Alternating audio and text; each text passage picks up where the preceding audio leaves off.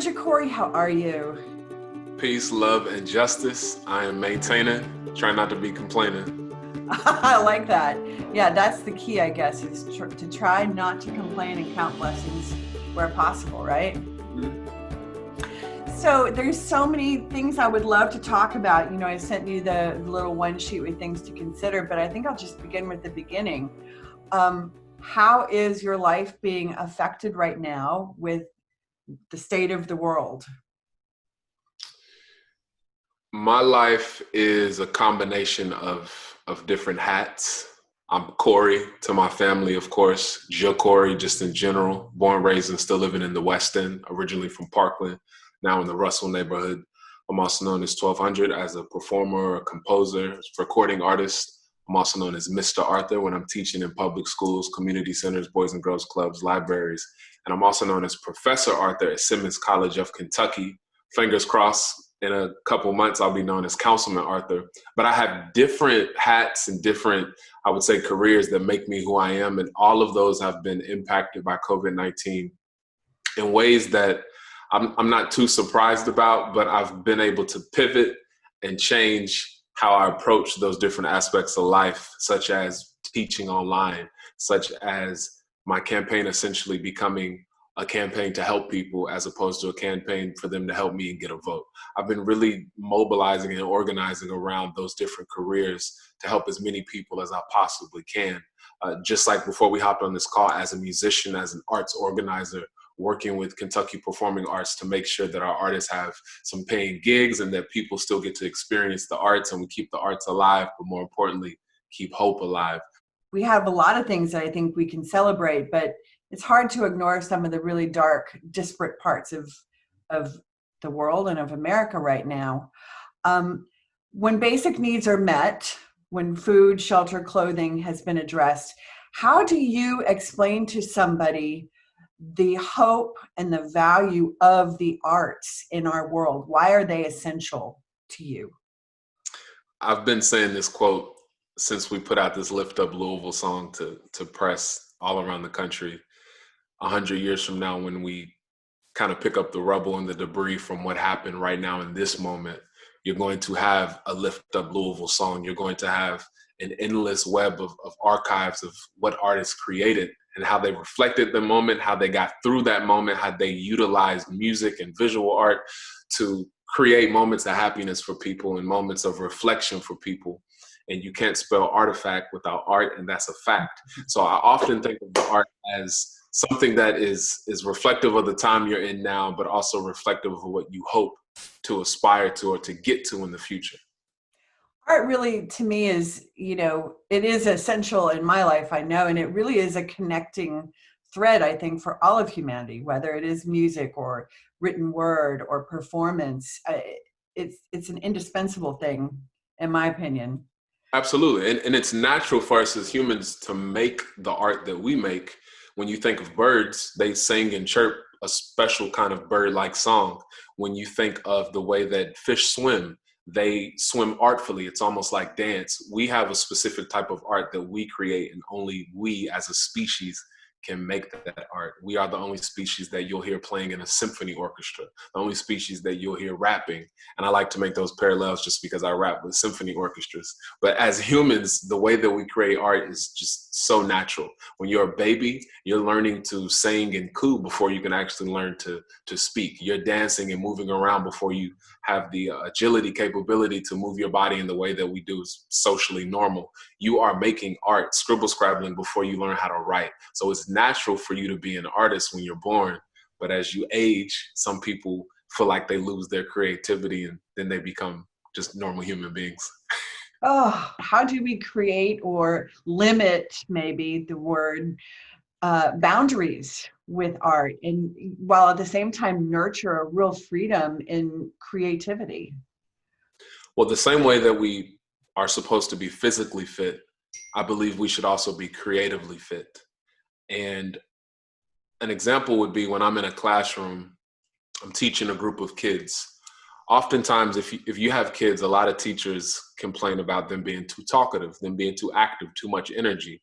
Well, it's important to create those moments where they can be talkative and they can utilize their energy physically and kinetically and otherwise, so that you don't have to deal with it in a moment where it's not necessarily appropriate. You stimulate your mind as an artist in ways that aren't necessarily true or coming alive in other subjects. And I say that as a music educator. When you practice music or you play music, you perform music, you write music, rhythms are math. Language arts exist in the text that you might sing and dissect. History exists in the context of the music. Physics and science, when you're dealing with harmonies and sound waves and texture.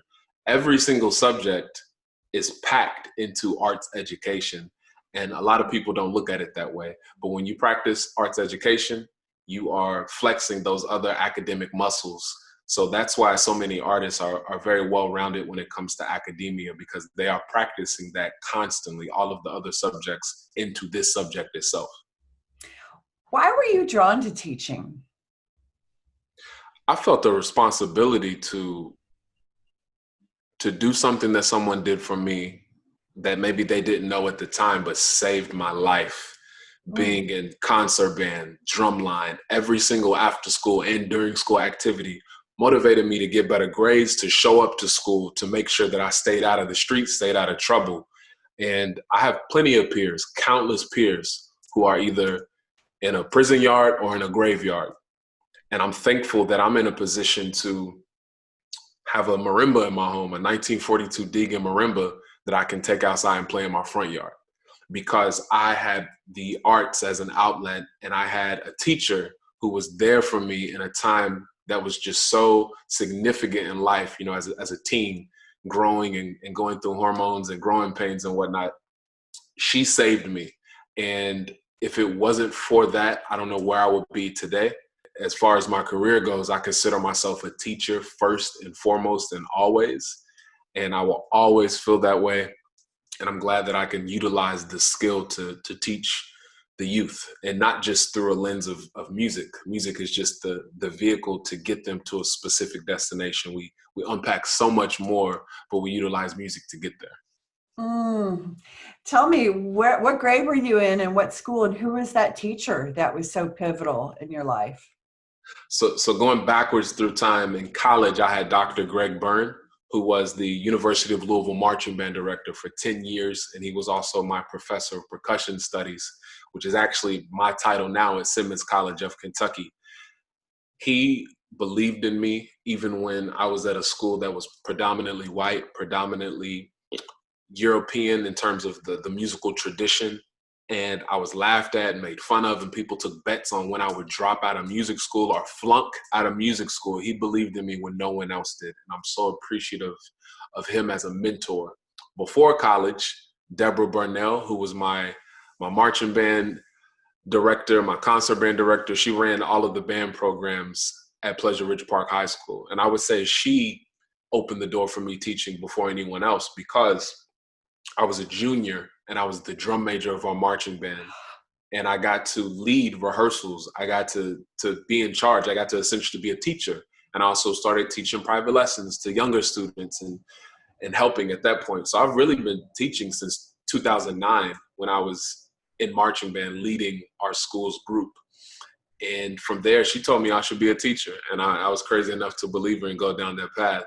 But Deborah Burnell in high school and Dr. Greg Byrne are definitely the teachers who made me the teacher that I am today.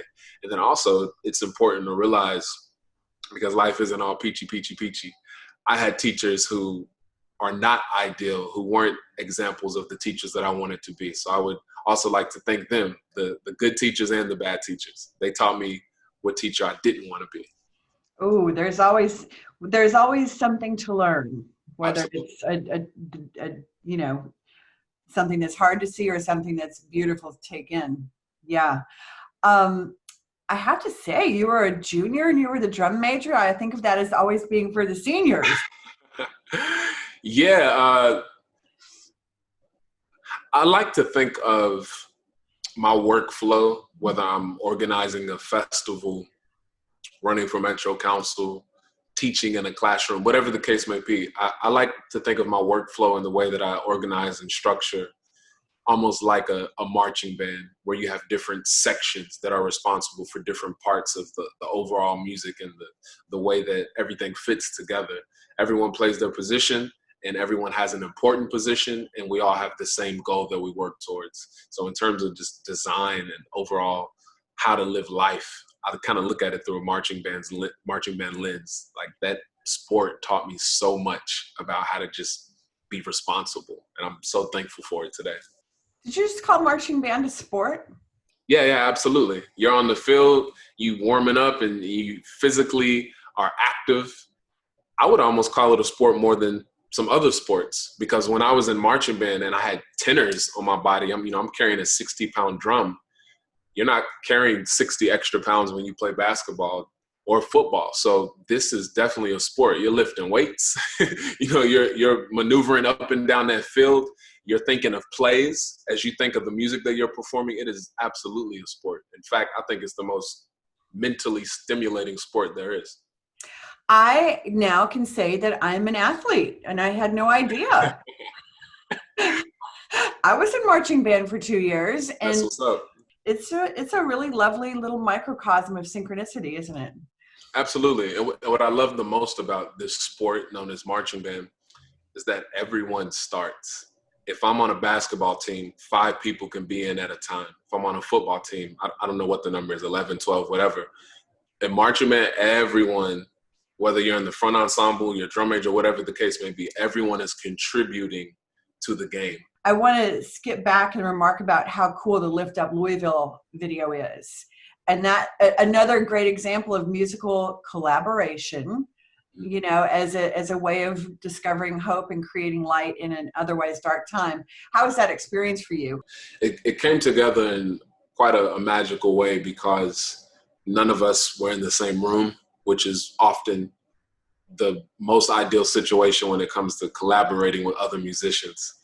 But we just sent in our music. We recorded from the comfort of our own homes. Same thing with the music video, out and about in the community, filming yourself.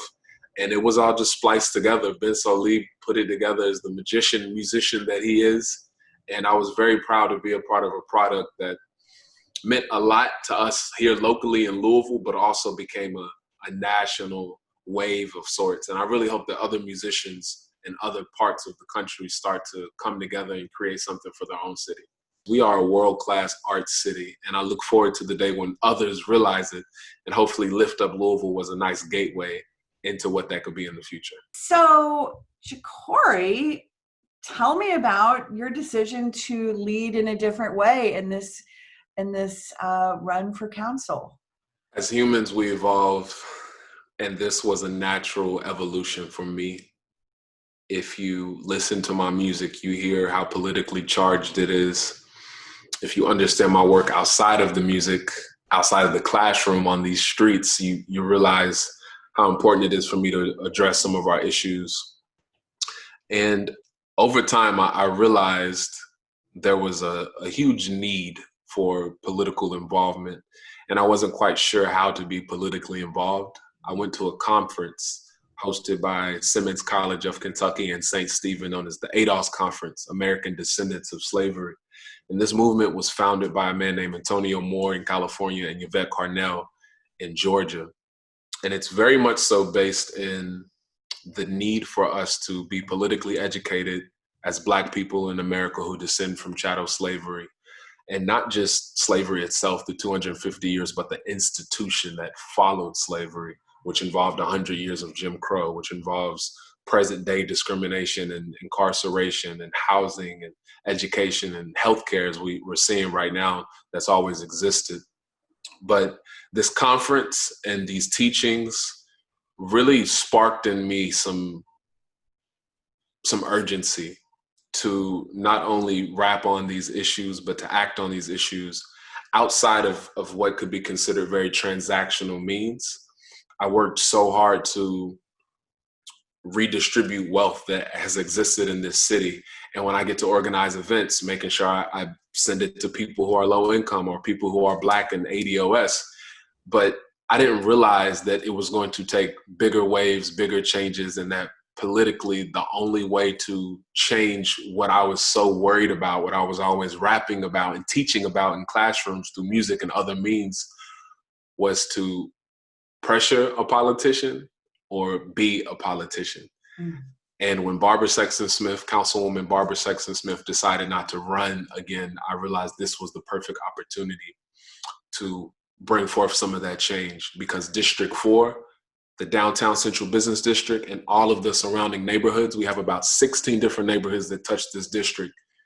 We are the epitome of issues in Louisville, from income inequality, where you have people in the original Highlands that are near 100,000 a year in terms of income, to barely even 9,000 a year over here in some parts of the Russell neighborhood, to homelessness, having the poorest zip code and highest concentration of unhoused citizens in the city, food scarcity. We don't even have a full service grocery store in this district. Every issue that exists in Louisville rests right here in District 4, and it is magnified. So if we can solve those issues in this district, we can solve them anywhere. So right now I'm currently campaigning to become the councilman of Metro Council District 4. And on June 23rd, if elected, I'll be the youngest council person in city history.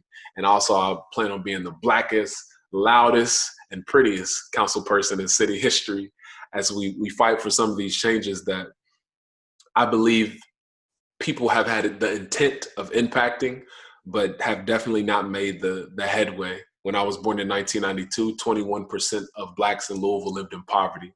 Fast forward, I'm 27, almost 3 decades later, 35% of Black Louisville lives in poverty. So we have declined in terms of our wealth position, in terms of home ownership even, and I'm ready to do something about it from a political means. I have a different lived experience. You know, I descend from slavery. My family, for the most part, throughout my entire life and throughout all my family members' lives, have lived in poverty. And when you are an American descendant of slavery, you are locked into a bottom caste. We don't have classes where we can fluidly move between low and middle and high. We are permanently locked into the bottom of the United States of America. Jecorey, I want to ask you, you said permanently in the bottom of the caste system in America. You know, I think a lot of people would say, well, A, we don't have that. B, anybody in America can move upwardly if they choose. So give us a little lesson on what equity is in America, or the lack of, and why you consider it a permanent position locked in the bottom. So even if you exclude 250 years of chattel slavery, which in itself is enough to lock someone in a bottom caste, you have 100 years of the Jim Crow laws, legal segregation, which is really neo-slavery. These are Kentucky's Jim Crow laws, and these are just some of them. But these Jim Crow laws span from education discrimination and segregation, healthcare discrimination and segregation, marriage discrimination and segregation, business, home ownership, employment, recreational activities, voting rights. This was legal for 100 years plus. And until you sit with that, you don't realize how that lockage, that being in the bottom caste, has played a role in a 2020 United States of America. Because when you come to terms with the data that exists around being Black, you have very few, select few examples of success. And sometimes somebody might look at me and say, well, you own a house, Jecorey. You have several careers, Jecorey. I don't reflect the collective of Black people in America. I reflect a very small few. It only takes 60 grand a year to be in the top of Black millennial men. And if you think of 60 grand in the context of white America, that's really nothing. We have about 1/10 of the wealth of white America. We're only 13% of the population. We have 2.6% of the wealth in this country. On the flip side, we are 40% of the prison population, 40% of the homeless population, over 50% of the homeless families population, over 50% of school suspensions, school expulsions. We never get invited to gifted and talented programs. And if we do, the numbers are minimal. So with that data existing, it's hard to always look at the LeBron Jameses of the world, even the Jecorey Arthurs of the world at a very micro level and say, well, Black people are doing okay. We're not. Collectively as a group, we are suffering.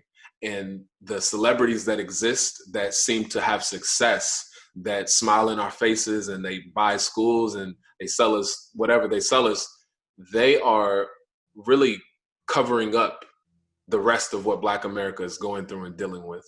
And if you live in Russell, if you live in the West End, if you live in the hood, you see it, you feel it, you experience it, you know it, but you might not realize it's because we've had 400 years of oppression and a disease called being a descendant of slavery. We don't think about that because we like to think about slavery being very far removed from where we are today. But everything we go through and exist in is solely due to that 100 years of Jim Crow laws that I just went through, and chattel slavery and mass incarceration and the war on drugs. It's all related, and it all goes into how we live life today and how we exist today. And it's especially magnified when we think about COVID-19. How do we begin to repair an America that is good for all of us, that recognizes the horrific disparity? How do we get from here to there? ADOS101.com. You know what? I've gone there. I have gone to that website, and I did get admitted to the Facebook group. Oh, for real? That's what's up. So yeah, I mean, there's a very clear Black agenda and roadmap to reparations on there, which I know a lot of people are like, reparations? I've been yelled at by white folk talking to me about, you need to stop discussing reparations on your campaign. What other way do you close a racial wealth gap? Because the data shows it ain't college, it ain't having an education, because on average, somebody with a bachelor's degree and who's the head of a household has less wealth than somebody who doesn't even have a high school diploma who's white. It's not owning your own business, because over 90% of our businesses are owned by one person, and that's the person who founded them. It's not everything that we think it is. It's not banking Black. That's just like boycotting other businesses. This idea of myths bringing us out of poverty to close a 400-year racial wealth gap, 400-plus-year racial wealth gap, it's such a slap, it's such a spit in the face that I can't fathom having some conversations with folks about it.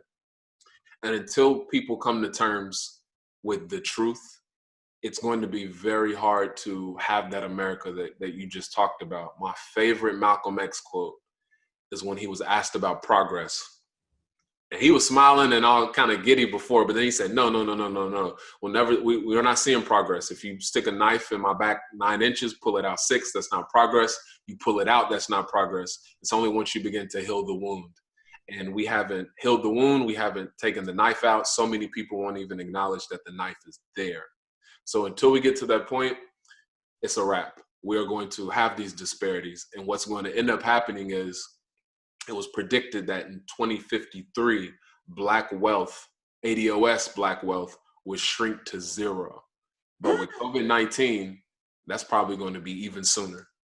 Oftentimes when we think of racism, or we think of, Black pride, people misinterpret it as white hate, which is definitely not the case. And I'm hoping as we get through this pandemic, people are much more compassionate about what it means to have racial, social, economical, educational justice, because they're living it just a little bit right now. You know, I think a lot of us would have said, 2020, the year of great clarity. I think we're getting a lot of clarity, just not the way maybe we had hoped that we would. Facts. Okay, last question, Jecorey. What is essential to you? I'll answer from a mindset of just watching a Dick Gregory interview not too long ago, where he talked about what the human needs. This is a simple answer, but water, a whole lot of water, sleep, a whole lot of sleep, and physical exercise, a whole lot of physical exercise. So water, sleep, and exercise are essential. I love that. Everybody I've spoken with has said something different. So that's kind of interesting. I'm glad. I'm glad too. That's what makes it an interesting world. Well, I want to thank you so, so much for your time tonight. And I want you to know how much I admire you and I'm grateful for you. And I'm so glad that I crossed your path. Absolutely. Likewise, I'm glad that you're utilizing your platform and your skill set to help get people's voices heard and just share and have conversations with folks about what they're going through in this moment. It's so important to stay connected as much as we can in the age of social, physical distancing. Amen. Thank you, Jecorey. Take Thank good you. care. Likewise.